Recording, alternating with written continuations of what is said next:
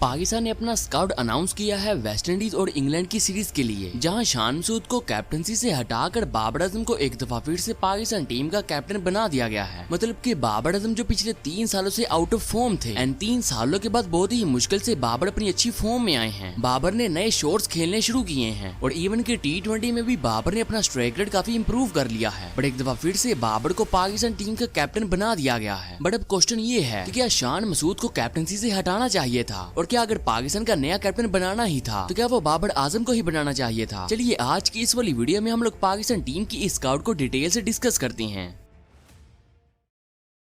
तो सबसे पहले पाकिस्तान टीम के इस कैप्टन वाले मुद्दे पर बात करते हैं। तो फर्स्ट ऑफ ऑल हम लोग बात करेंगे क्या शान मसूद को कैप्टनसी से हटाना चाहिए था या फिर नहीं। तो यहाँ पर दो चीजें हैं। पहली बात यह कि हाँ, एट टाइम शान मसूद ने काफी खराब कैप्टनसी भी करी थी। मतलब कि रिसेंट टाइम में हमारी जो बांग्लादेश के साथ सीरीज हुई थी वहाँ हम लोग बॉलिंग में किसी एक सेशन में भी डोमिनेट नहीं कर सके और इवन की शान मसूद की फील्ड प्लेसमेंट भी काफी खराब रहती थी। एंड अगर इस साइकिल में पाकिस्तान टीम WTC के फाइनल से बाहर हो चुकी है तो इसके पीछे बहुत बड़ा रीजन पाकिस्तान टीम के फॉर्मर कैप्टन शान मसूद ही थे। मतलब कि एक तो बांग्लादेश के अगेंस्ट सीरीज हारने के बाद हमारे पॉइंट्स कम हुए और दूसरा शान मसूद को अपने बॉलर्स को कैलकुलेट करना ही नहीं आया, जिसकी वजह से स्लो ओवर रेट की वजह से हमारे पॉइंट्स वहां से भी कटे और हम लोग WTC के साइकिल से बाहर हो गए। एंड इसके अलावा भी 2024 में जो पाकिस्तान टीम की साउथ अफ्रीका में टेस्ट सीरीज हुई थी उसमें भी शान मसूद की फील्ड प्लेसमेंट कुछ खास नहीं रहती थी। मतलब कि हम लोग मेन बैटर्स को तो आउट कर देते थे बट टेल एंडर्स के लिए भी हमारी फील्ड प्लेसमेंट काफी खुली होती थी, जिसकी वजह से टेल एंडर्स भी हमसे आउट नहीं होते थे। और शान मसूद की कैप्टनसी वो बहुत बड़ा रीजन थी कि हम लोग साउथ अफ्रीका में टेस्ट सीरीज हारे थे। तो एक स्कूल ऑफ थॉट ये बिल्कुल ठीक है कि शान मसूद को कैप्टनसी से हटा देना चाहिए, बट दूसरा स्कूल ऑफ थॉट ये है कि अब WTC का साइकिल चल रहा है, अब आप सीरीज जीतो या हारो इससे कोई फर्क नहीं पड़ता, क्योंकि आप तो अब WTC के फाइनल में कभी भी क्वालिफाई नहीं कर सकते। और अगर आपको शान मसूद को कैप्टनसी से हटाना ही था तो जब ये WTC का साइकिल स्टार्ट हुआ था आप तभी ही शान मसूद को कैप्टनसी से हटा देते।